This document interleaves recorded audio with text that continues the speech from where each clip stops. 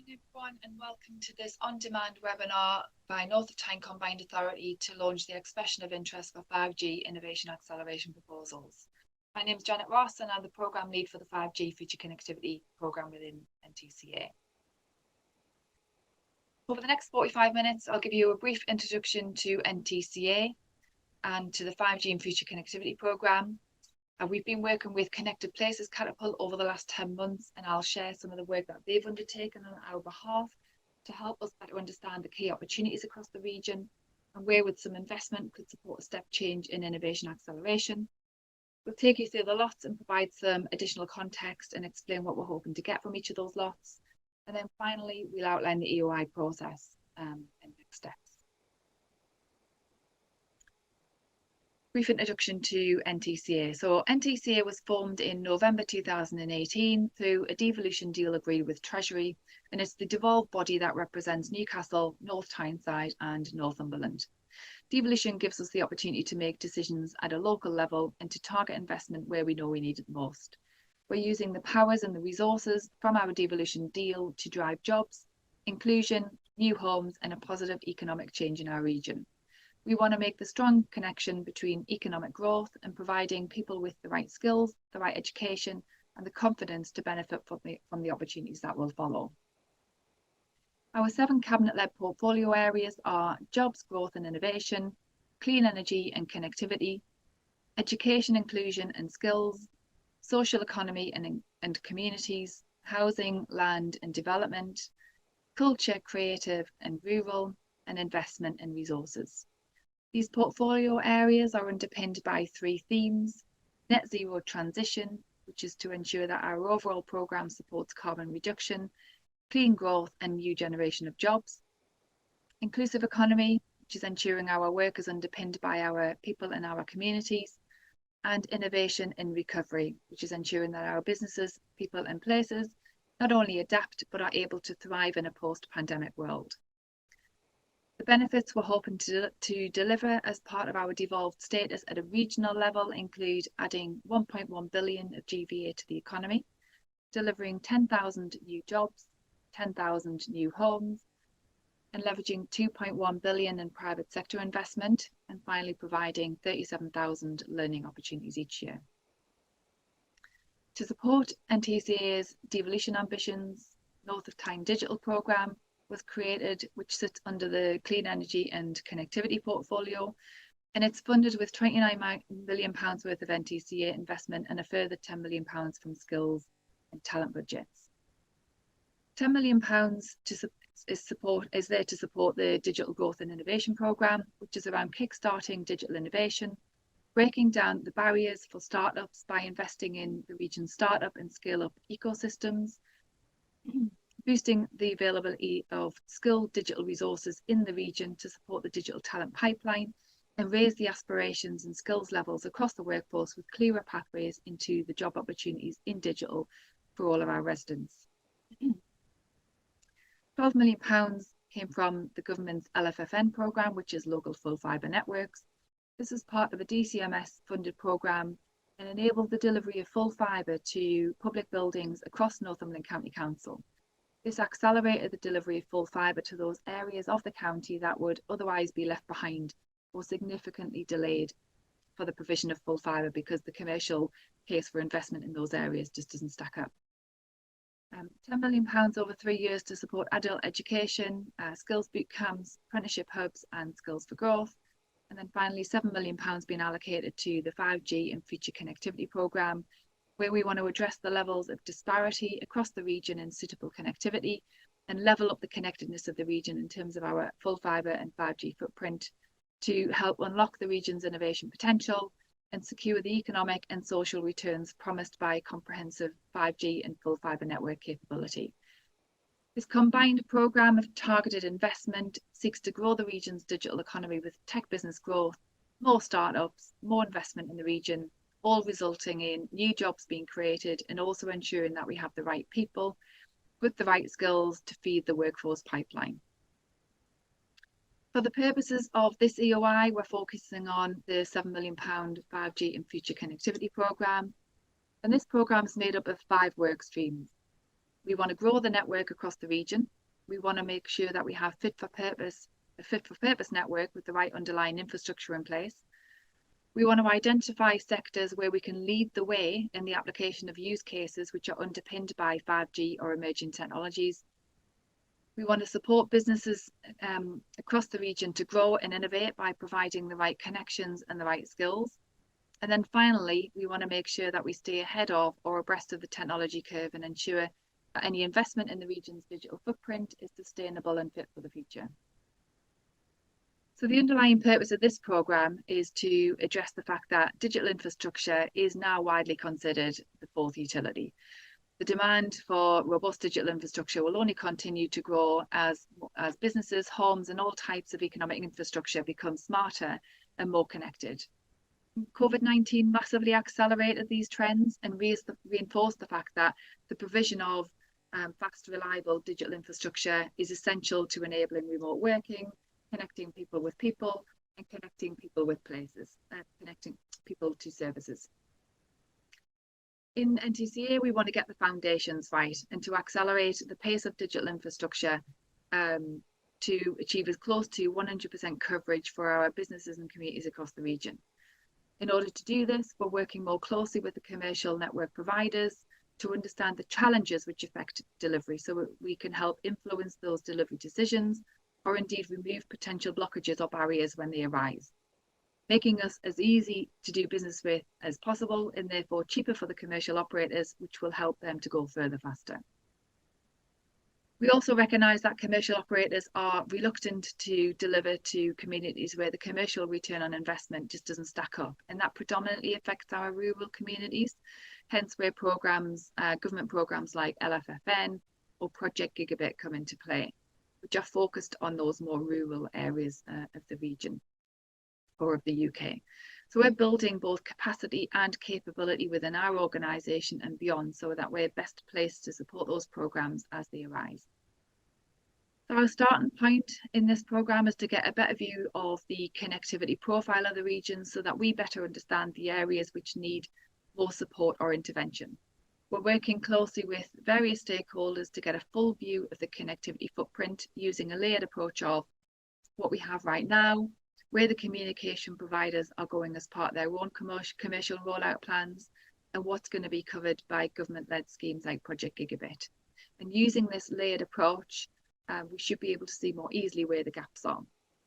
With our mixed geography profile of urban, rural and very rural communities, there isn't a silver bullet or a standard approach to achieving our near 100% coverage target.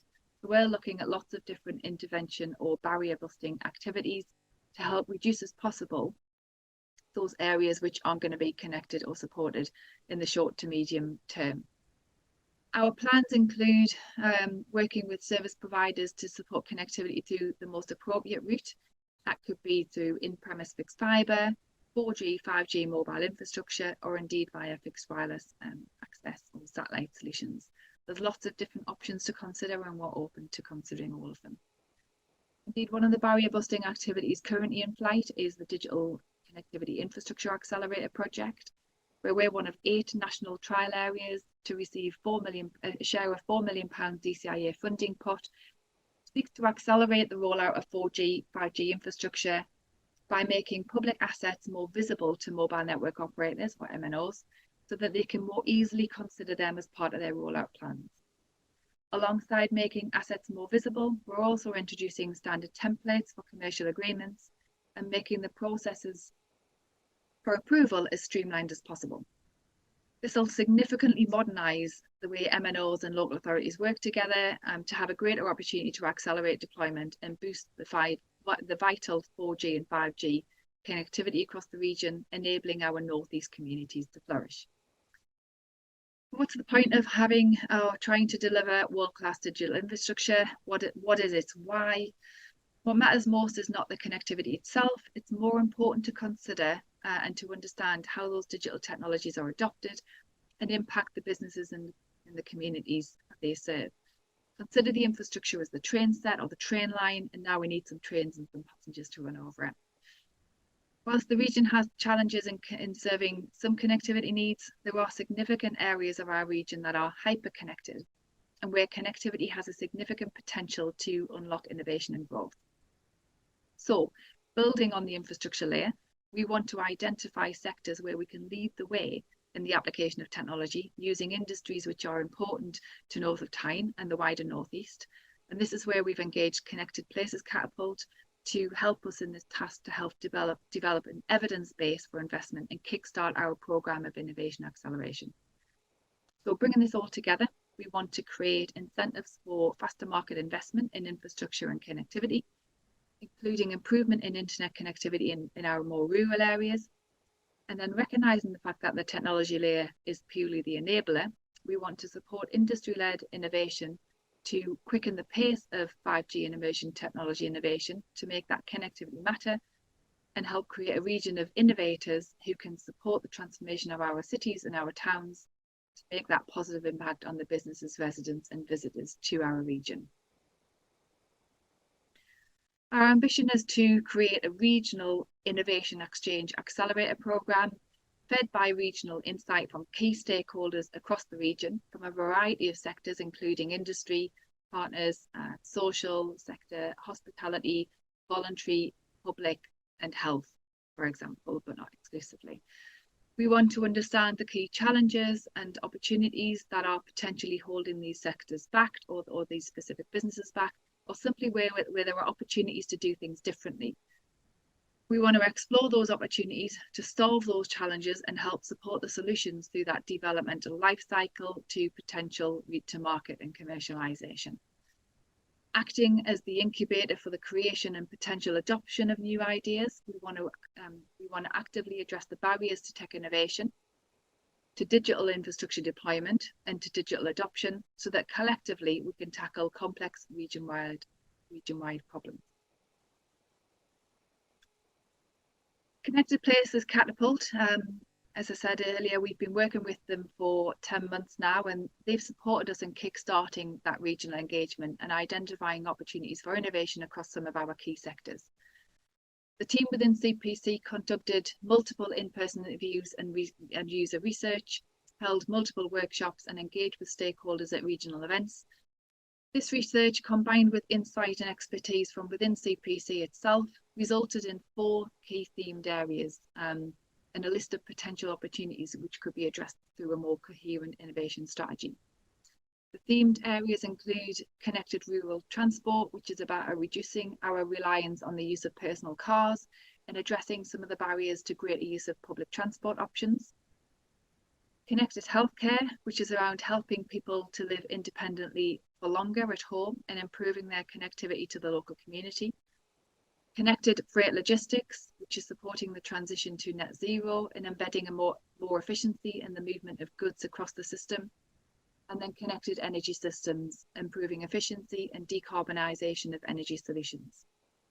The purpose of this EOI is to take that next step to delve deeper into the analysis carried out, to broaden the range of key stakeholders involved and to seek some specific opportunities where we can support innovation solutions through the remainder of that innovation life cycle and with the objective to be implementation and commercialisation. We want to make it matter. We want to accelerate our journey towards becoming a genuine hub of innovation and maximising the return that a prolific innovation ecosystem can generate. We want to make sure that any intervention or investment has the best possible outcomes for our region, and therefore we want to focus on the sectors relevant to the North East economies, including energy, offshore and ports. We want to unlock growth and innovation opportunities augmented through 5G and full fibre network capabilities to help reimagine customer processes, experiences and outcomes through the use of more innovative and emerging technologies, for example, AI, AR, machine learning. And then we want to embed a more strategic regional approach to innovation with key customers across the region where together we can leverage new applications and services enabled through that world-class digital infrastructure. We've broken the lots into 3 areas. The first one is the provision of 5G future connectivity test beds or innovation labs. The second one is around commercialization of 5G use cases. And then the third lot is around inviting participants to collaborate on fibre and 5G infrastructure deployment across along the new Northumberland line. So the first one, which is testbed and incubator space. So we want to support the creation of innovation at its earliest stage by understanding and overcoming any barriers to 5G innovation, such as lack of access to 5G connectivity and technologies. Accessing a 5G lab environment today is out of reach for many startups and industries, yet we see this as a crucial resource for product development and go-to-market. We recognise that innovation at small scale within that test lab environment has limited impact, but we also recognise that there is a journey to follow, and that early stage idea formation and access to testbed and incubator space is a key stage in the innovation journey, and it's vital for testing and validating use cases, especially for small tech businesses and startups. So we're seeking proposals for co-invested 5G emerging technology or emerging connectivity innovation labs that are clearly linked to regional innovation assets, which can support businesses to develop new tech-enabled products and services. In particular, we're looking for proposals to provide SMEs with access to hardware and skills required to prototype or validate new products, and ideally where we could combine other technologies such as AR, VR, AI, robotics, etc., to create novel and market-led testbed facilities. We're looking for thought leadership from the market that helps us understand and therefore improve availability of high-quality acceleration facilities that provide and promote the trial and adoption of 5G and other leading-edge innovation technologies by SMEs and industry clusters. The result could be new facilities set up across the region, or an opportunity to collaborate with existing 5G and future connectivity innovation labs in existing business premises that can be made available for this purpose. Moving on to lot 2. So this stage is looking for potential candidate solutions to take to that next level. But accelerating innovation and overcoming challenges to large-scale deployment requires a collaborative approach across multiple stakeholders: entrepreneurs, technology companies, industry partners, venture capitalists, all working together in real work environments to develop, build, test and deploy solutions to drive digital transformation at an enterprise level. We think that 5G, certainly at this stage, it's not really a consumer technology. It's more about machine to machine, operational transformation, and better operational service delivery at an enterprise level, whether that be public or private. We've seen few opportunities nationally for the use of, for use cases at least, to be deployed or tested at scale. And this is one of the challenges that we want to address through this EOI. We're hoping that through this process, the market can help produce ideas on how we can come together to solve this scale-up challenge that helps the Northeast become the region where cutting-edge innovation and 5G scale-up actually happen. We're looking to advance highly innovative late-stage R&D projects, with the real distinction here being driving comprehensive at-scale delivery with demonstrable economic impact, which results in significant sustainable business growth. We want to hear from applicants who can demonstrate that their projects have the best possible or the best potential for the future, and ideally with a clear route to commercialisation and economic impact. The goal is to fuel economic growth and maximise the potential for 5G innovation to accelerate digital transformation for priority industries, including but not exclusively manufacturing, health and longevity services, agriculture, energy innovation, offshore renewables and electrification, transport and logistics, and tourism, culture and creative industries. We're open to all responses, but our early thinking is that we want to hear from consortiums coming together to deliver maybe a small number, 3 or 4 use cases at scale to describe the challenge looking to be solved, ideally with an anchor tenant or a customer willing to open up their environment, for example, an NHS trust, a port, or an enterprise environment. This could be a number of locations in a single sector or a location that covers multiple sectors, ideally with a number of challenges needed to be addressed to get that scale factor. We want to understand the ecosystem of technology and digital connectivity partners coming together to provide the skills and the solutions. And there must be a clear demonstration of the delivery capability for the end-to-end transformation of services and operations. Projects must lead to game-changing, innovative new products and processes or services that are significantly ahead of others available. Alternatively, proposals which seek to exploit existing products, processes or services, but to use them in a more innovative way or across a different sector for a different outcome would equally be welcomed.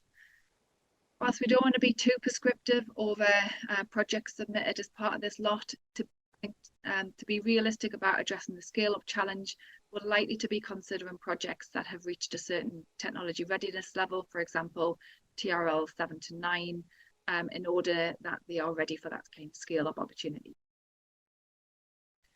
And then finally, the third lot, which is around the Northumberland Line Economic Corridor. So the Northumberland Line is a £180 million project, with funding being provided by national government and Northumberland County Council, and represents a once-in-a-generation investment across the North of Tyne Combined Authority area.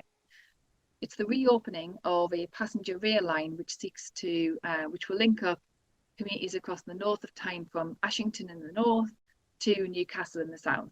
It not only represents a significant infrastructure investment with the associated economic and environmental benefits, but also an opportunity to maximise wider contribution to the region's prosperity through activity to support the economic corridor that will be created by the line. In addition to improving public transport accessibility, the new line creates the foundation for establishing an ambitious economic corridor, a place, business and community-facing approach to enable transformational change with a real cross-authority and cross-regional impact. This economic corridor spans our 3 local authority areas, connecting our people to key innovation and employment assets within Newcastle city centre, our housing sites and business parks in North Tyneside, and the towns and places and growing green economy clusters in South East Northumberland. In addition to the direct investment in the line itself, £10 million allocation has been made from the investment fund to catalyse investment and accelerate the delivery of projects identified as part of a wider 10-point plan, of which this is one of them. So, working closely with Northumberland County Council, we want to safeguard and enable the core infrastructure that can incentivise commercial delivery of the necessary broadband connectivity to homes and businesses along the corridor, and enable along the corridor and beyond to support an innovation ecosystem where infrastructure providers, tech industries and tech consumers, whether that be businesses, residents or visitors, can work together to advance tech-enabled solutions which contribute to a better North of Tyne. So through this lot, we are formally and transparently starting a dialogue with infrastructure providers to identify opportunities for collaboration and co-investment linked to our objectives for the line. We're seeking to work with a partner or partners to understand the opportunity that can be leveraged by deploying network in advance to connect up the new homes and businesses that we are anticipating as a direct result of the transport link. So that's a summary of the 3 lots. Obviously, there's more detail included in the EOI document itself. In terms of funding, we've set aside £4 million of the £7 million allocation, and we've set a threshold for the projects within each of the lots. So a maximum allocation of £1 million will be made for projects submitted as part of lot 1. A maximum allocation of £500,000 will be submitted as part of projects submitted under lot 2. And at this stage, we're not anticipating any funding requirement for applications under lot 3. In order for NTCA to evaluate initial submissions, we are expecting candidates to be able to demonstrate regional impact of their individual or collection of projects. So ideally, we'll be asking projects to identify contributions towards like direct or indirect jobs created, jobs safeguarded, the number of enterprises, receiving support or sub-indicators, new products or services developed, and any co-investment or private sector leverage including increased R&D expenditure. In terms of process and timeline, we're expecting this to follow a two-stage process. Initial expressions of interest in each of the lots to be submitted and evaluated, subject to approval. A number of successful projects from the EOI stage will be invited to submit a full business case. And we are expecting projects to be delivered or significantly advanced through the delivery stages within the 2023-2024 financial year.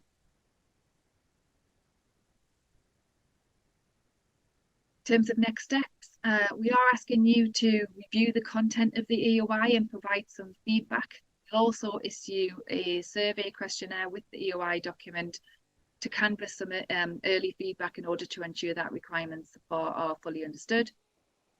We'll issue any updates to the draft EOI, taking into account any feedback that we get from participants to this process. And we'll make any changes fully marked up so you can see where there's any variation from the original. To be fair, we're not expecting any significant changes, but there may be some. We're expecting final responses to the EOI process by the 17th of February. We'll make sure that we'll down select and notify any preferred submissions, ideally by the end of February. And then once we've down selected, and we'll identify a subset of preferred submissions with a view that these down selected submissions are offered the opportunity to progress through to full business case. And we're expecting that process to conclude by the end of April 2023. So that concludes the presentation. I'd like to thank you for your attention and look forward to receiving any feedback, comments and submissions from interested parties. Thank you very much.